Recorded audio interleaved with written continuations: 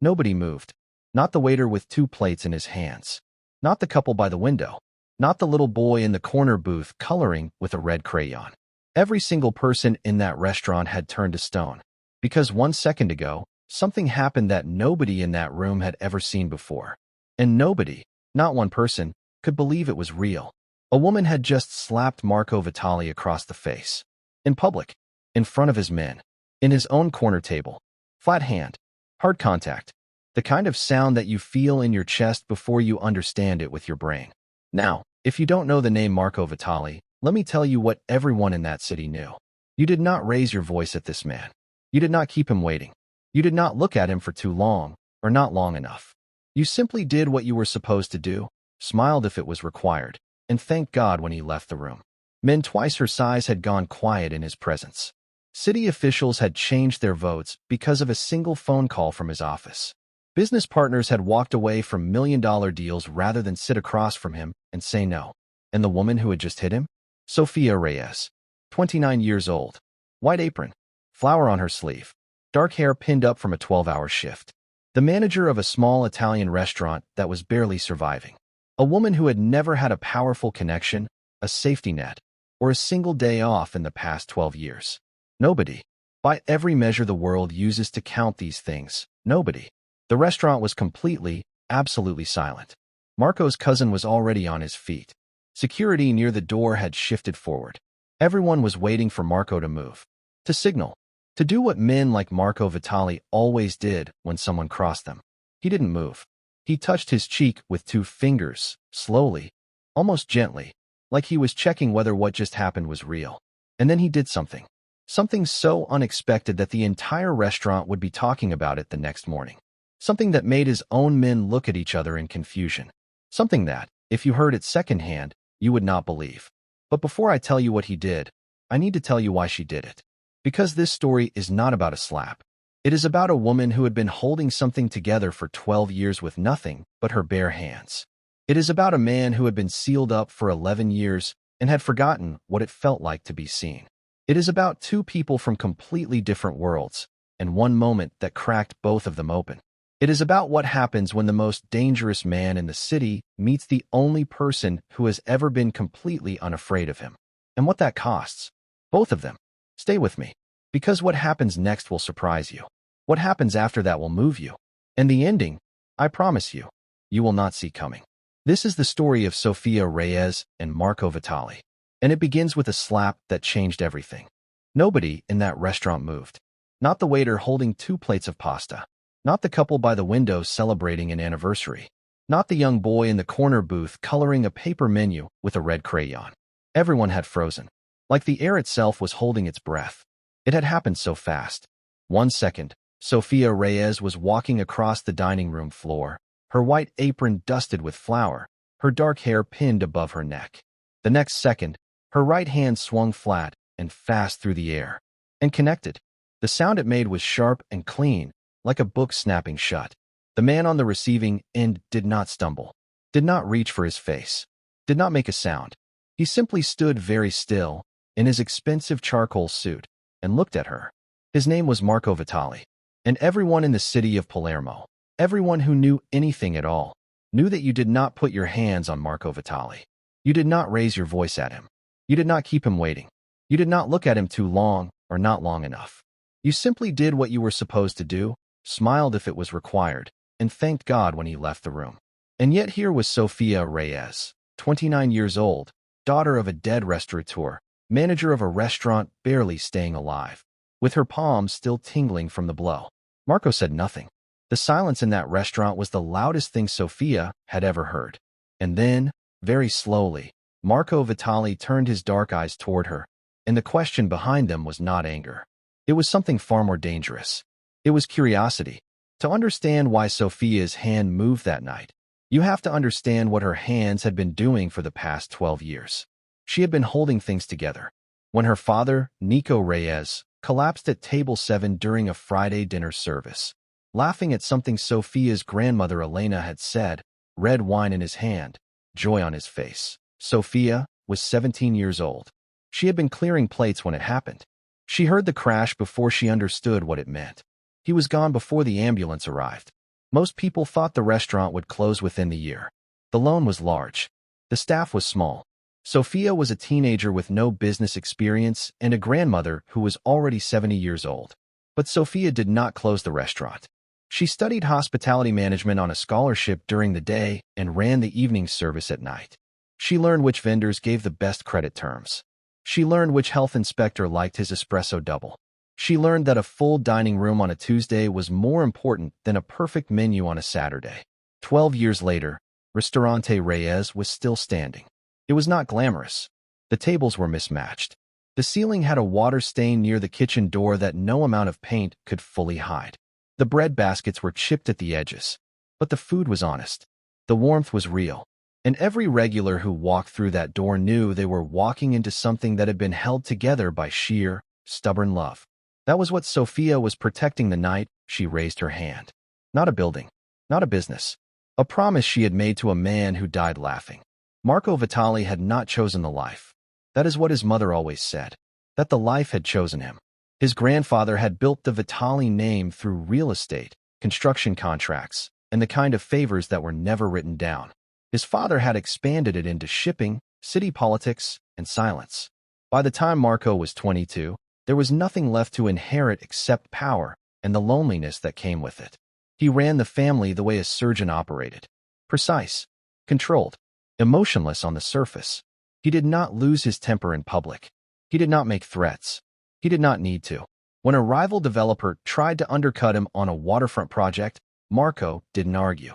He attended a city planning meeting, sat at the back of the room, and said nothing. 3 days later, the rival's bank called his loan. Marco never mentioned it again. That was how he worked. Quietly. Completely. People feared Marco Vitali the way people fear deep water. Not because it announces itself, but because it has no floor you can see. But there was something underneath all of that power. Something he kept in a place no one was allowed to look. A framed photograph that sat face down on the shelf in his apartment. A name he never said out loud. A wound that 11 years had not been able to close. His sister, Lucia. She had been 24 years old when she died. And Marco had been the reason she was in danger. He had lived with that truth every day since. It had not made him cruel, but it had made him sealed.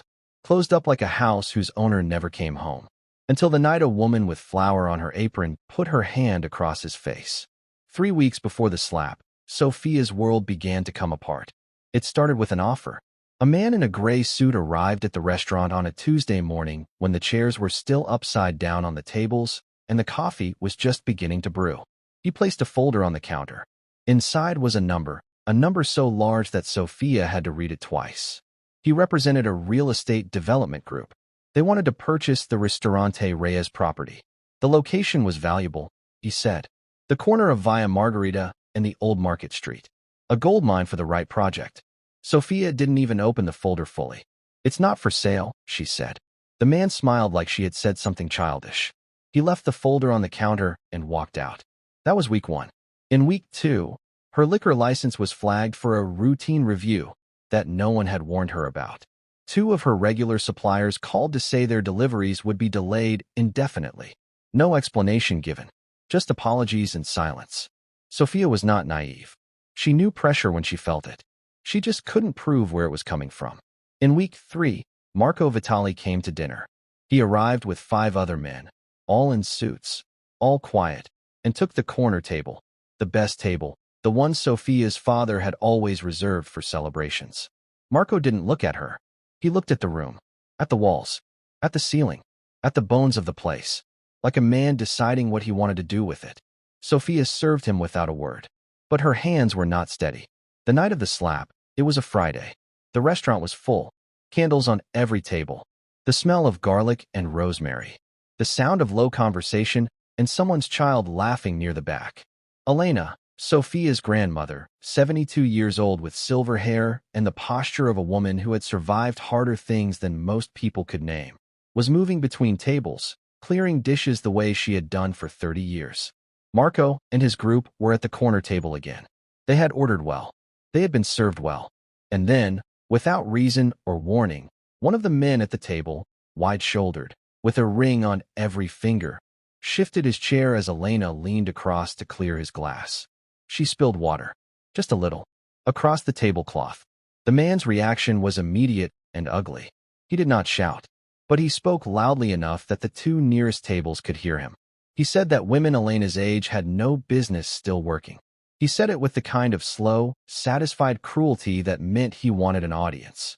And Marco Vitali sat 18 inches away and said nothing. Elena went still.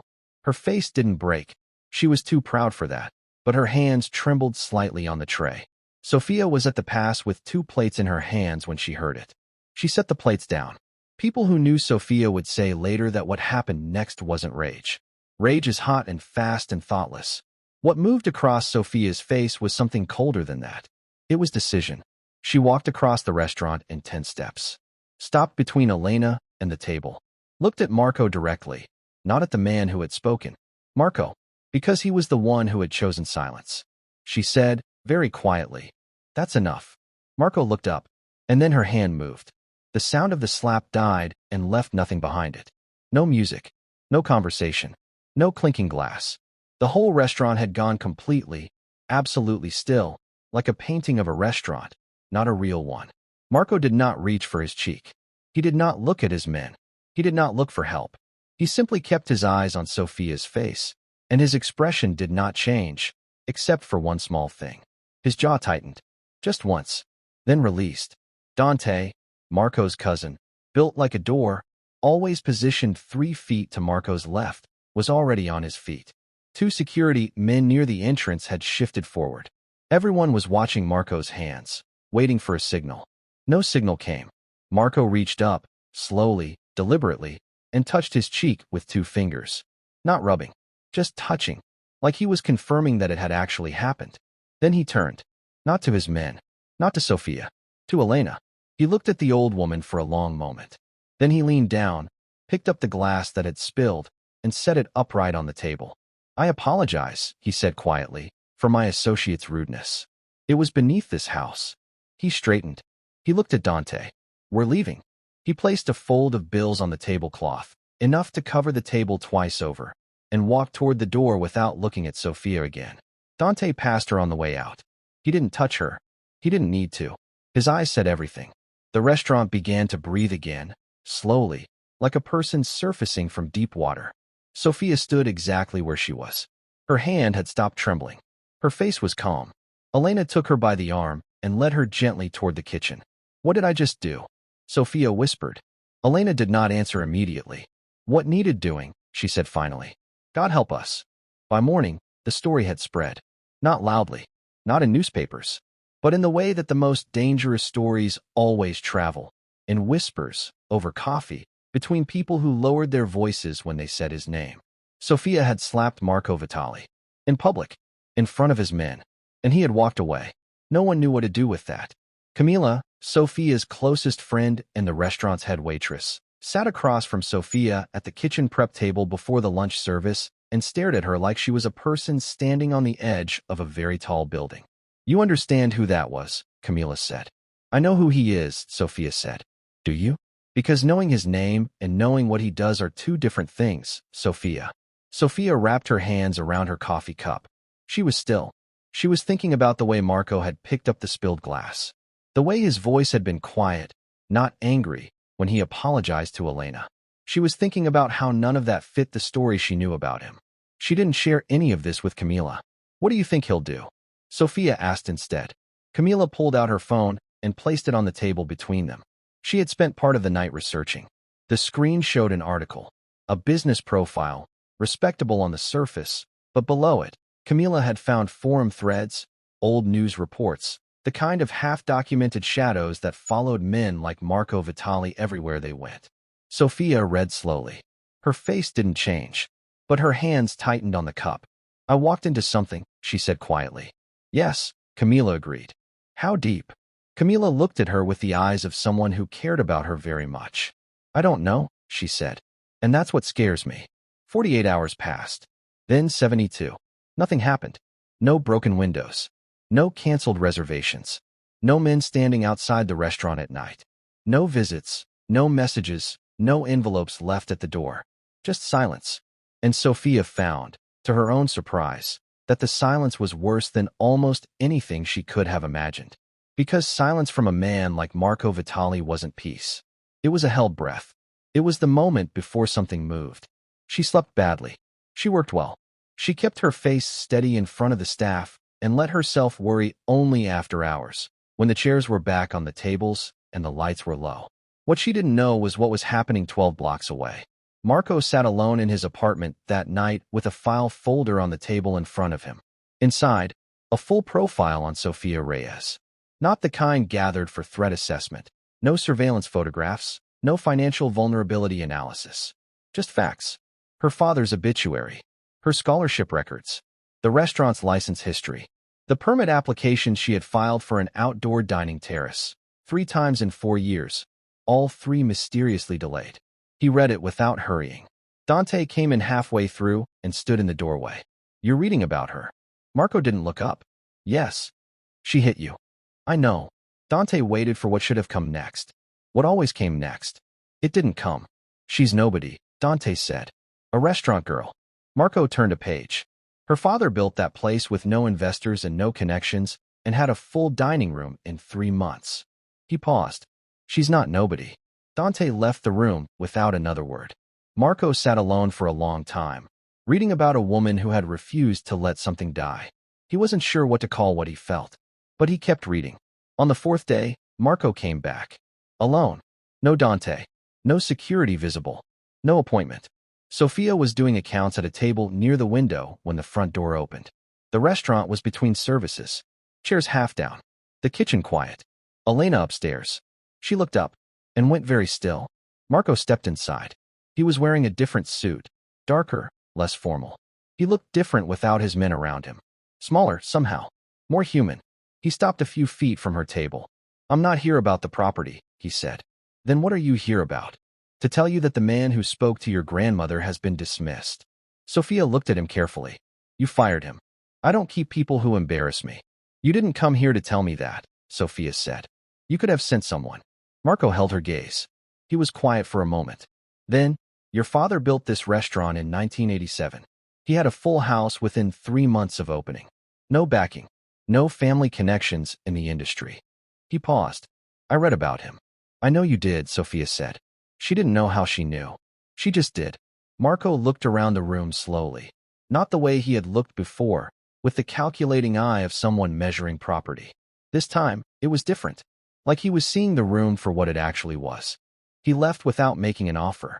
Without asking for anything. Sofia watched him go. She should have felt relief. Or fear. Or anger that he had dared to come back at all. Instead, she felt something quieter and much more complicated. She was still thinking about it when Camila arrived for the evening service.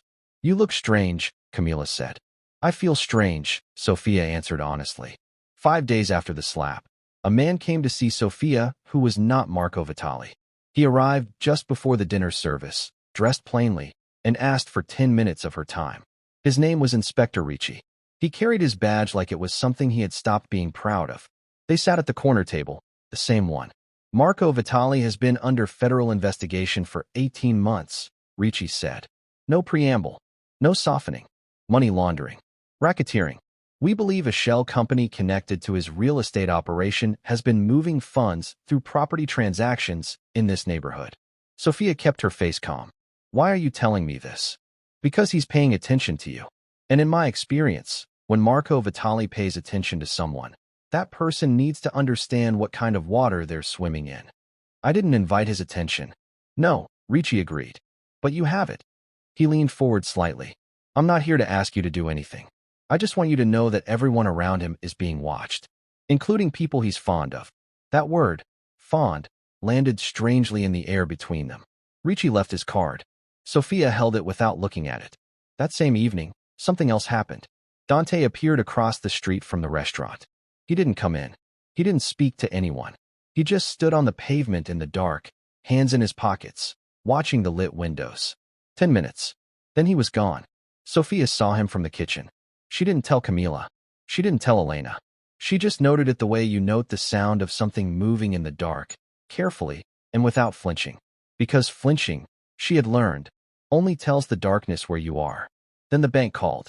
Sofia was elbow deep in the prep sink when Camila brought her the phone. The loan officer's voice was polite and precise and entirely final. The extension Sofia had been granted 3 months ago would not be renewed. The full payment was due in 30 days. Sofia set the phone on the counter and stood very still. She did the math in her head. She had been doing it, in some form, for months. The numbers never changed. Without the extension, without a sudden surge in revenue, she had no reason to expect the restaurant could not make the payment. 30 days. She sat with Elena that evening after the service.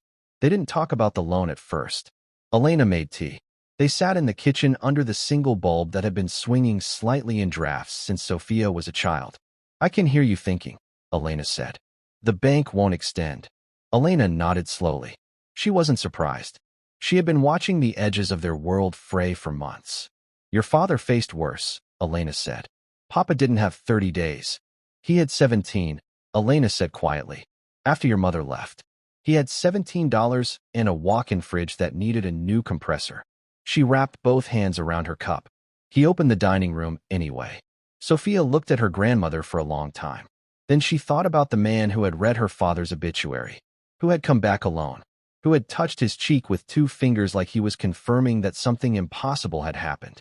She thought about what Ricci had said. She thought about Dante on the pavement in the dark. And she thought about a choice she hadn't yet named, but that was beginning to take shape in the quiet of the kitchen. Father Benedetto came the next morning. He was a small man with large glasses and the particular stillness of someone who had heard too many confessions to be surprised by anything. He had known Elena for 40 years. He had baptized Sofia. He had said the Mass at Nico Reyes's funeral. He sat in the kitchen and drank his coffee and did not explain why he had come until Sofia asked.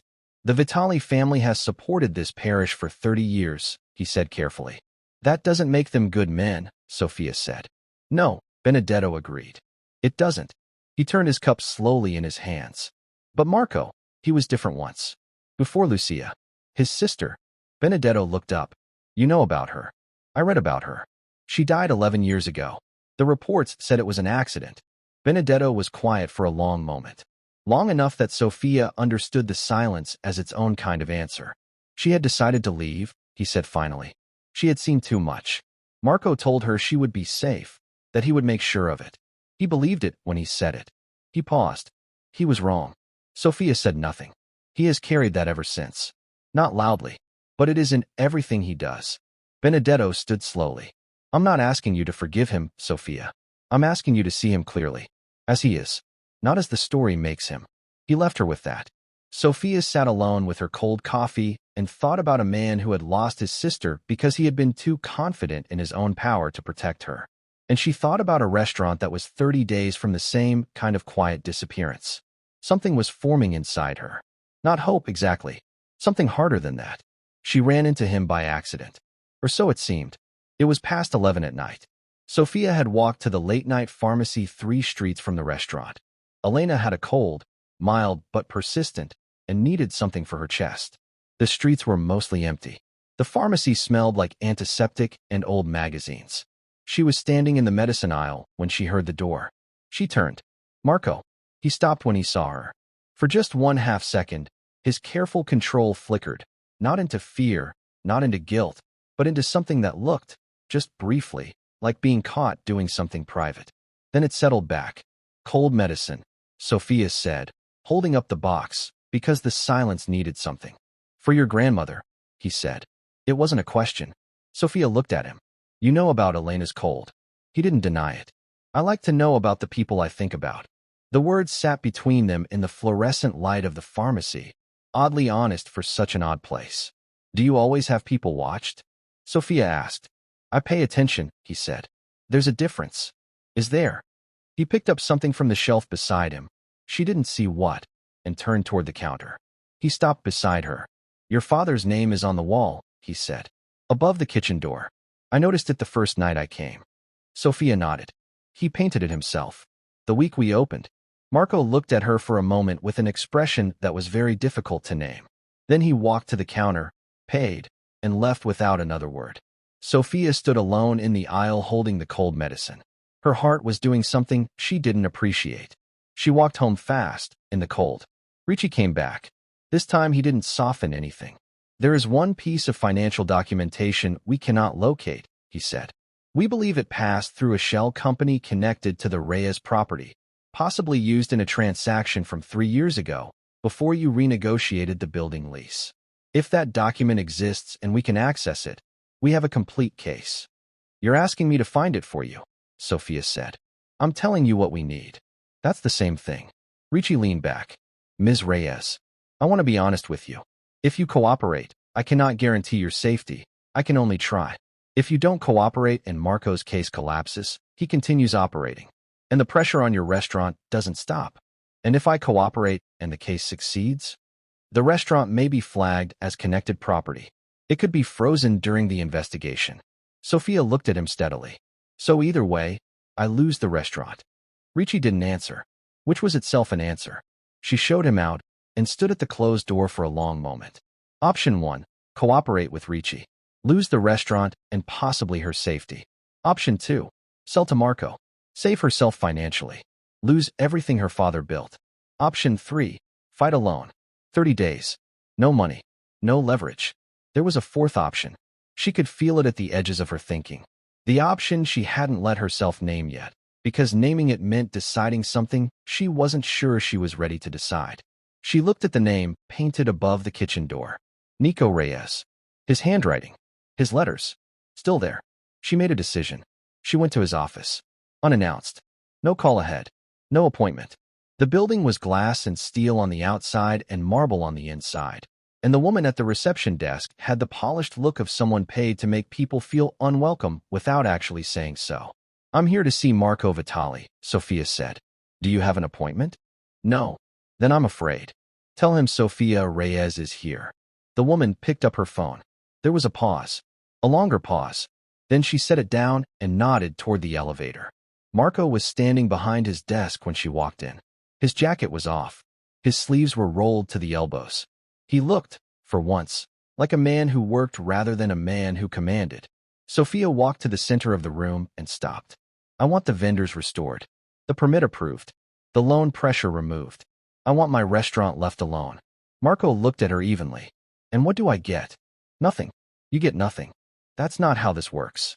I know how it works, Sofia said. But you came back alone. You read about my father. You fired the man who humiliated my grandmother instead of letting it go. You don't come back and do those things because of business. She paused. So I'm not making a business offer. I'm asking the person underneath all of this. She gestured at the room, at everything, to do the right thing. Because I think that person still exists. The room was very quiet. Marco looked at her for a long time. His expression was something she had never seen on his face before. Come back tomorrow, he said. Sofia nodded once. She turned and walked out. In the elevator, her legs went weak for exactly 4 seconds. Then she straightened up and walked back into the city. She went back. Marco was waiting. He didn't make her stand. He gestured to the chair across from his desk, simply, like a man who had decided something in the night and was no longer performing anything. The Reyes property is off the table, he said. Permanently. The permit review will be resolved by the end of the week. The suppliers will be restored. Sofia looked at him. The loan. Resolved. She was quiet for a moment.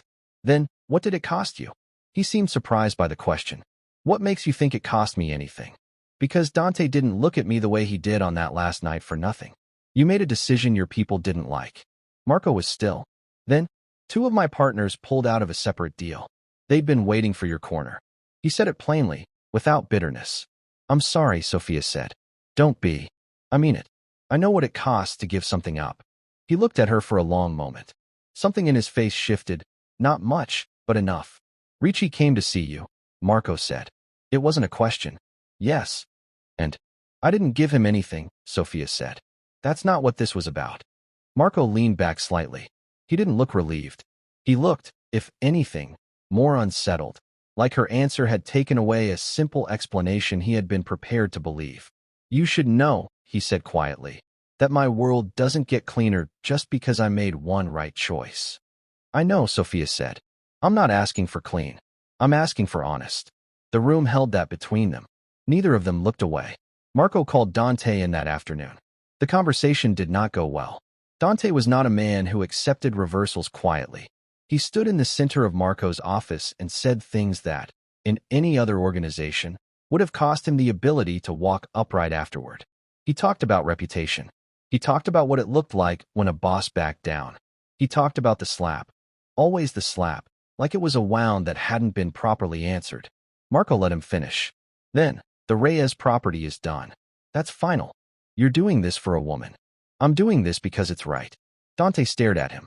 For the first time in the years they had worked together, he looked at Marco not with loyalty, but with something closer to contempt. You've changed, Dante said. Yes, Marco answered. Dante left. 3 days later, Marco arranged for him to transfer to operations in the South, a move framed as a promotion, accepted as what it actually was. The fracture in the inner circle was real. 2 other men who had been loyal to Dante's way of thinking grew cautious, watchful. The organization became a slightly different shape.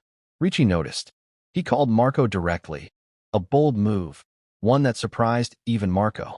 Whatever you're doing, Ricci said, you've just put a target on anyone you care about. Your enemies will find the soft spots. I know, Marco said. And I'll handle it. He hung up.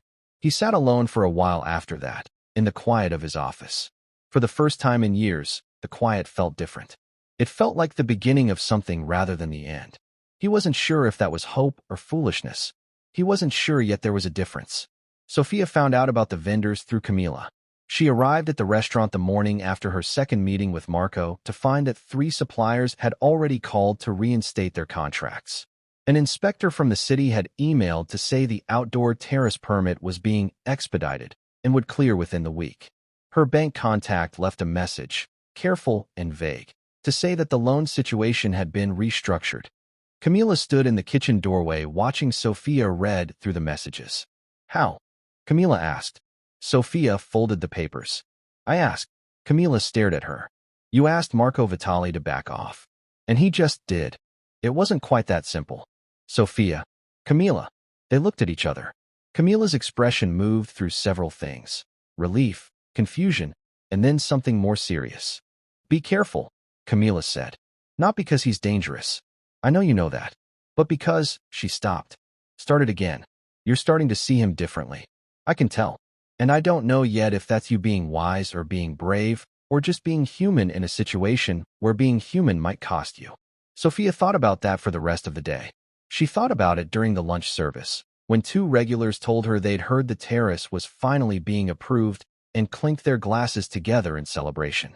She thought about it during the evening service, when Elena was moving between tables with more ease than she'd had in weeks, the cold finally gone, the tension in her shoulders finally releasing. She thought about it after service, when the restaurant was quiet and she sat alone at the corner table with a glass of wine and let herself feel, for the first time, something that wasn't dread. It was smaller than happiness, but it was real. She didn't know what it was the beginning of. She didn't know if it was wise, but she let herself sit with it anyway. He came one last time that first month. After hours. The chairs back up on the tables. The kitchen cooled down. The lights dimmed to just one bulb over the bar. Sofia heard the knock and knew, before she opened the door, who it was. They sat at the corner table. No performance in it this time. No agenda on either side. Marco looked older in the low light, or maybe just more real. The kind of real that you only see in people when they stop working to be seen a certain way. I went to Lucia's grave this week, he said. Not as an offering, just as a fact. Sofia didn't fill the silence. I don't talk to her, he continued. I'm not sure what I'd say. I just go. I stand there. He looked at the table. She would have liked this place. She liked places that felt like someone actually lived in them.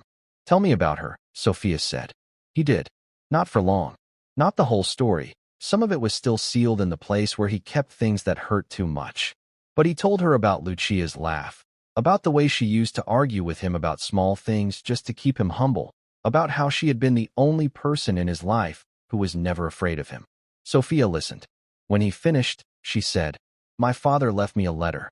I couldn't finish reading it for years. I finally read it last month. She paused. He wrote that the people who frighten us most are often the ones who make us feel something we don't know how to control. And that's when we have to be most honest with ourselves. Marco was quiet for a long time. Was he writing about someone specific? He asked. Sofia looked at him across the table. I used to think he was writing about the restaurant. about the fear of losing it. And now, she didn't answer right away. I'm still deciding, she said. It was the most honest thing she had said to anyone in a long time. 6 weeks later, the terrace opened. Lights strung between the posts. Mismatched chairs that somehow looked perfect. The smell of garlic and lemon and the beginning of summer in the air. Elena moved between tables with both hands free. No tray tonight, just joy, stopping to kiss the cheeks of people she had known for decades. The restaurant was full, more than full. Sofia stood at the pass and watched it, and felt something expand inside her chest that she didn't have an exact word for. Then Camila touched her arm. Sofia looked, and then she looked again. At the corner table, the old corner table, now repositioned to face the terrace, Marco Vitali was sitting alone. He had made a reservation under a different name. He had a book open in front of him. He was not watching the room. He was not assessing. He was not performing anything. He was just sitting, reading. Sofia crossed the dining room. She stopped at his table. He looked up. You came back, she said. You make good food. She sat down across from him. Not as surrender. Not as decision, exactly. Just as a choice, made freely, in the full knowledge of everything that it meant and everything it didn't yet mean. A few minutes later, Elena came by with a plate. She didn't speak to Marco. She set the food down, looked at him for a moment with the ancient, knowing eyes of a woman who had outlasted most things, and then squeezed his hand once before she moved on. Marco looked down at his hand. The federal case was still open. Ricci was still watching. Dante was gone, but the world he represented was not. The future was not clean. It was not certain. But tonight, the terrace was lit. Elena was laughing. A child near the back was coloring a paper menu with a red crayon. And two people who had no right to be sitting at the same table were sitting at the same table, choosing, moment by moment, to stay. That was not a happy ending, but it was a true one. And some nights, that is everything.